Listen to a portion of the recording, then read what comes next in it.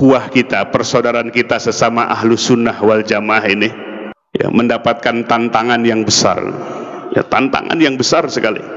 Ada beberapa kitab ini, 3 kitab. Yang pertama syarah kitab Tauhid, yang kedua kitab Ats-Tsalatsah al-Usul, kemudian yang ketiga adalah kitab Kashfu Asy-Syubuhat, menyingkap syubhat-syubhat. 3 kitab ini dikarang oleh Muhammad bin Abdul Wahhab. Orang sering menyebut pengikutnya Wahabiyah. Kita mendengar tentang Wahabi ini, hirir mudik tentang Wahabi, maka kita tidak boleh membenarkan apa yang kita dengar, tapi harus tabayyun. Kita harus buktikan benar atau tidak berita itu. Nah, di dalam 3 kitab ini dikarang oleh Muhammad bin Abdul Wahhab di abad ke-12 1200 Hijriah, 2 abad setengah yang lalu. Beliau adalah muasisnya, pendiri dari madhab Wahabi ini. Apa yang bisa kita simpulkan kalau dibaca 3 hari 3 malam? Kita ambil poin-poin pentingnya sebagai ilmu dan pembelajaran, jangan katanya. Maka paham Wahabi ini dalam ilmu tauhid membagi ilmu tauhid itu ke dalam 3 bagian. Taksimu tauhid, pembagian tauhid dalam 3 bagian, atau trilogi tauhid Wahabi. Yang pertama adalah tauhid rububiyah.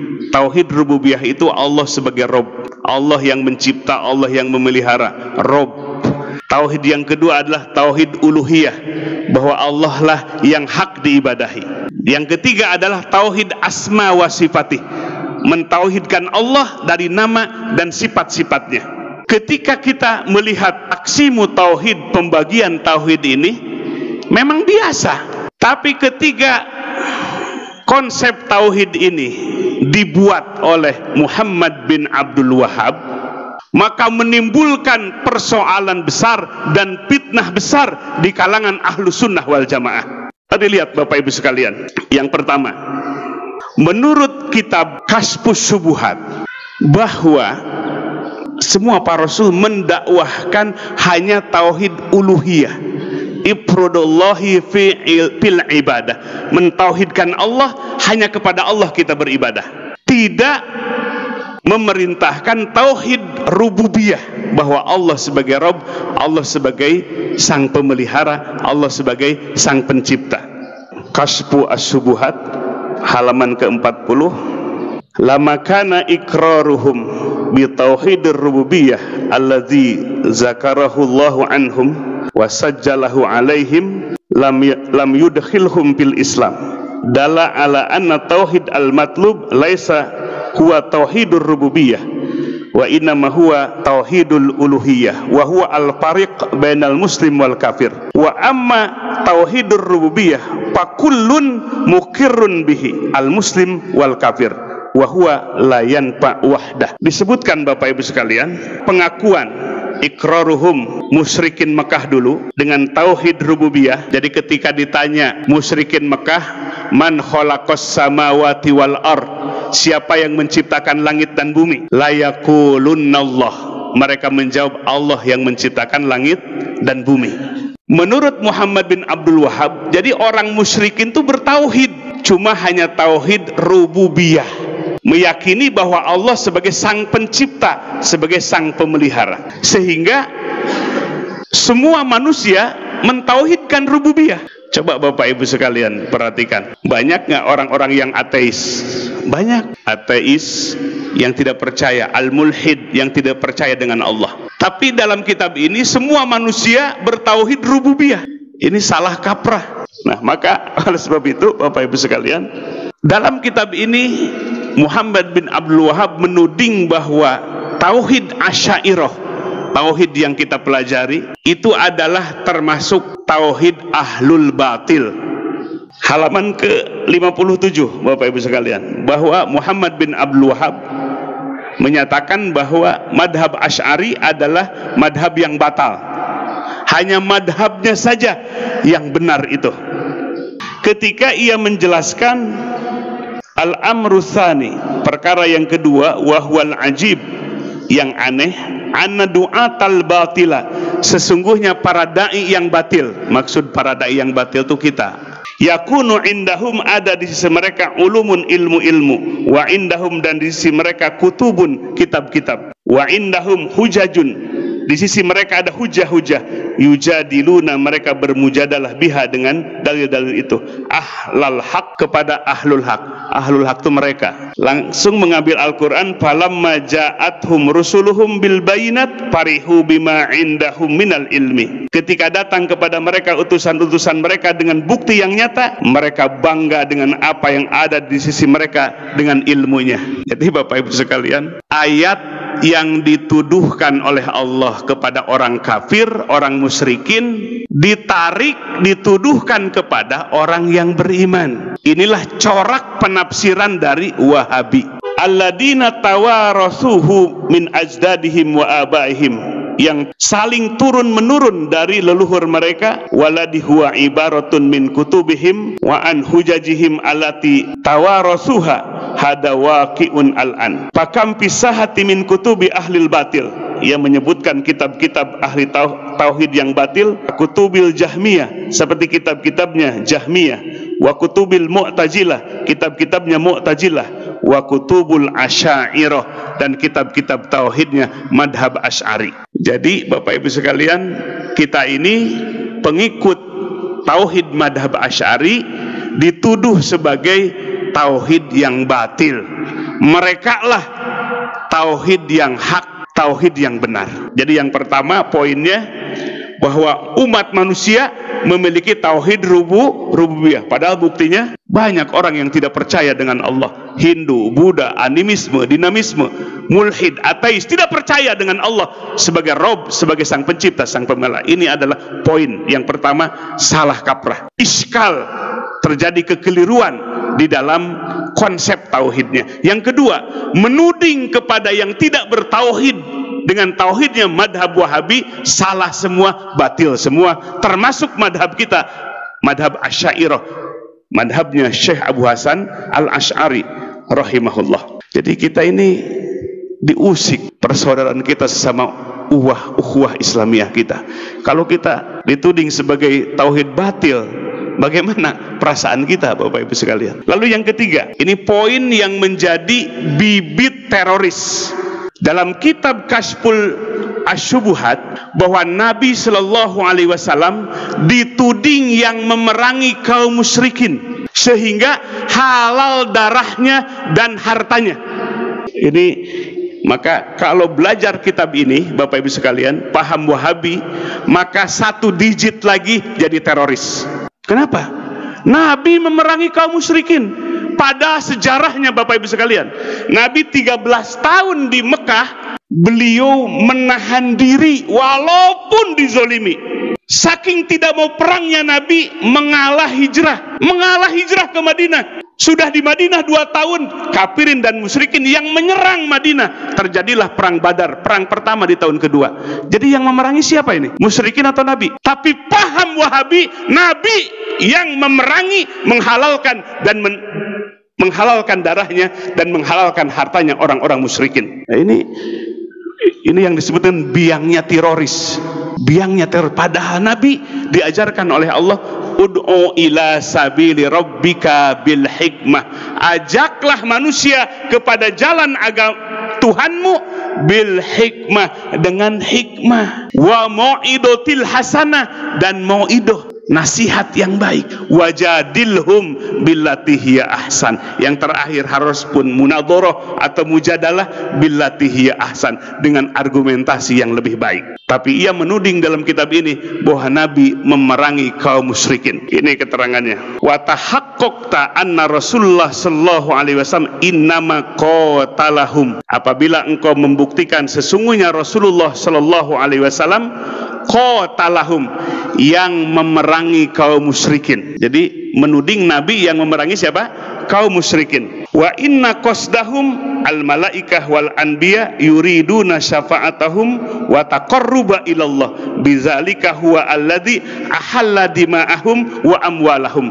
Maka dengan demikian musyrikin itu halal darahnya, begitu juga halal hartanya untuk diambil. Ini adalah ajaran yang menjadi bibit ajaran teroris. Ini jelas di dalam kitabnya. Iya, kenapa berdalih seperti itu? Mengambil satu ayat. A'udzubillahi minasyaitonirrajim. Fa idang salahul ashhurul hurum faqtulul musyrikin haitsu wajadtumu. Apabila selesai bulan-bulan yang diharamkan oleh Allah, yang disebut 4 bulan ya, yang diharamkan oleh Allah selesai, faqtulul musyrikina. Bunuhlah, perangilah orang-orang musyrikin haitsu wajadtumu, dimanapun kalian mendapatkan mereka. Bayangkan Bapak Ibu sekalian, ayat ini dijadikan dalil bahwa Nabi memerangi orang musyrikin dan menghalalkan darah dan harta mereka. Jadi inilah salahnya jargon kembalilah kepada Quran dan Sunnah. Itu salah satu jargonnya. Kembalilah Quran dan Sunnah, jangan kepada pahamnya ulama. Akhirnya dia mengambil Quran tanpa ilmu tafsir. Coba lihat dalam tafsir Mu'tabar, ayat ini apa sebab nuzulnya? Sebab nuzul ayat ini karena kaum muslimin diperangi oleh orang-orang musyrikin. Maka pada akhirnya Nabi diperintahkan untuk membalas mereka. Jadi bukan ayat ini memerintahkan memerangi orang musyrikin, tapi sebab nuzulnya adalah karena kaum muslimin selalu diperangi oleh kaum musyrikin dan kafirin.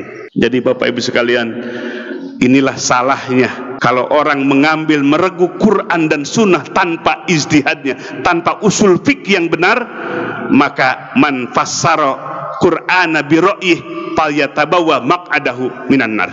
Barang siapa yang menafsirkan Quran dengan ra'yunya tanpa kaidah ilmu tafsir, tanpa mengambil dari tafsir-tafsir Mu'tabar, maka pada akhirnya siap-siaplah tempatnya neraka. Jadi Quran yang disalahkan, seolah-olah Quran yang menyuruh memerangi musyrikin itu. 3 Bapak Ibu sekalian. Yang keempat, kaum muslimin yang bertawasul seperti tadi sholawat apa tuh sebelum pembuka, tibil kulub ya, sholawat di mana Nabi sebagai obat hati. Aduh, enak tadi dengernya.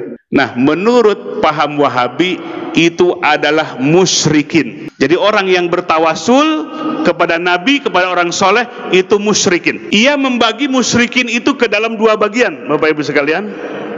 Menurut Muhammad bin Abdul Wahhab, fal musyrikunal awwalun, ada musyrik yang awal.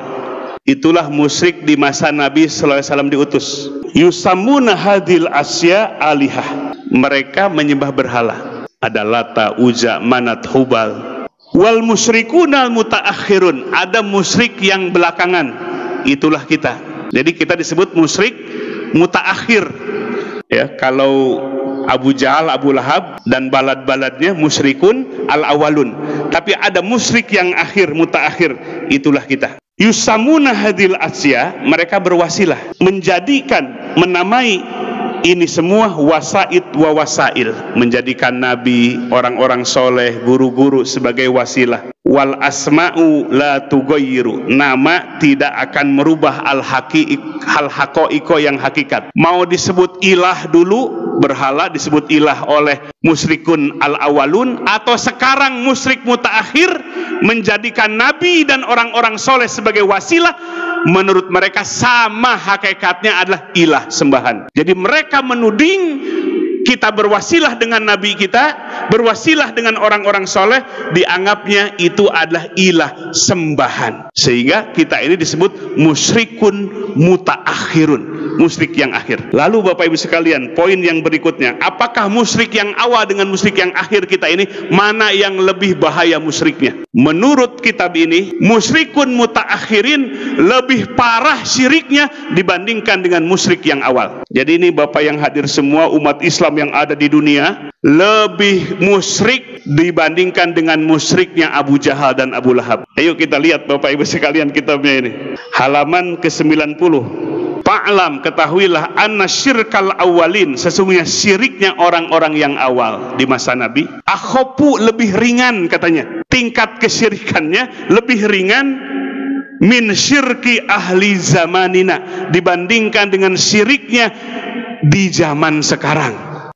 Ya, halaman 90 dalam kitab Kashfu Asyubuhat. Bi amraini, dengan dua dalil, dengan dua hujah. Jadi musyrik yang awal, Abu Jahal, Abu Lahab, itu lebih ringan syiriknya dibandingkan dengan syiriknya kita di zaman sekarang ini. Dengan dua dalil. Ahaduhuma, yang pertama, annal awwalin la yusrikuna wala yad'unal malaikata wal auliya wal awsan ma'allah illa pirroho. Musyrik yang awal tidak berbuat syirik dengan cara meminta kepada malaikat dan para wali beserta berhala kecuali di masa pirroho. Ya, pirroho itu dalam masa senang-senang. Mereka kalau dalam keadaan tenang musyrik, percaya kepada Allah, menyembah Allah dan menyembah berhala mereka. Tapi di saat syiddah, kata Muhammad bin Abdul Wahab, di saat musyrikin itu dalam keadaan darurat, contohnya dalam Al-Quran, ketika di laut datang gelombang besar, disebutkan dalam ayat ini, mereka berdoanya hanya kepada Allah semata. Ini alasan pertama. Maka musyrikin yang awal itu lebih ringan syiriknya dibandingkan dengan siapa? Syirik yang mutaakhir. Kalau syirik mutaakhir, beribadah kepada Nabi dan kepada wali Allah sehingga mereka syirik, itu selamanya pirroho wa pisyidah, baik dalam keadaan tenang atau dalam keadaan terancam, selalu menyekutukan Allah. Jadi kita ini selalu menyekutukan Allah, baik dalam keadaan tenang atau dalam keadaan banyak musibah. Ini sisi yang pertama, dalil yang pertama. Musyrik yang awal lebih ringan musyriknya dibandingkan dengan musyrik yang akhir. Wal amru tsani, alasan yang kedua, innal awwalin, musyrikin yang awal, yad'una, berdoa ma Allah beserta Allah, unasan, dengan manusia, muqarrabina indallah, mendekatkan kepada Allah, ima anbiya, baik dengan para nabi, wa ima aulia, dengan para wali, wa imal malaikah, dengan para malaikat, au yad'una asjaron, atau meminta kepada pohon-pohon, au ahjaron, kepada batu-batu, muti'atan lillah, dengan taat kepada Allah, laisat asyatan, tidak bermaksiat kepada Allah. Jadi musyrik yang awal menyembah selain Allah seperti kepada para nabi dan para wali dan para malaikat. Wa ahlu zamanina, sementara musyrik yang sekarang, yad'una ma Allah, meminta kepada Allah, unasan, kepada manusia, min absakin nas, manusia yang paling fasik. Siapa yang ahli fasik itu? Itulah mereka para wali-wali Allah. Kenapa?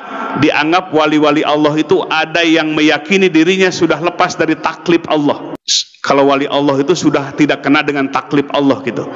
Jadi lebih mulia, lebih ringan syirik yang awal dibandingkan dengan syirik yang akhir. Kalau yang awal, mereka mensekutukan Allah kepada para malaikat yang suci, muqarrabin, para nabi. Tapi musyrik yang akhir kepada orang yang paling fasik di dunia. Jadi para mursyid, para wali Allah dalam torikoh itu disebut orang yang paling fasik. Karena menurut mereka mursyid itu menganggap dirinya sudah tidak kena taklif dari Allah, sudah tidak perlu sholat lagi. Maka ini Bapak Ibu sekalian, dua alasan inilah Syekh Muhammad bin Abdul Wahab menganggap musyrik yang akhir itu lebih berat kemusyrikannya dibandingkan dengan musyrik yang awal. Hadirin wal hadirat rahimakumullah. Inilah poin-poin, ya, poin-poin dari kitab-kitab yang dikarang oleh Muhammad bin Abdul Wahab.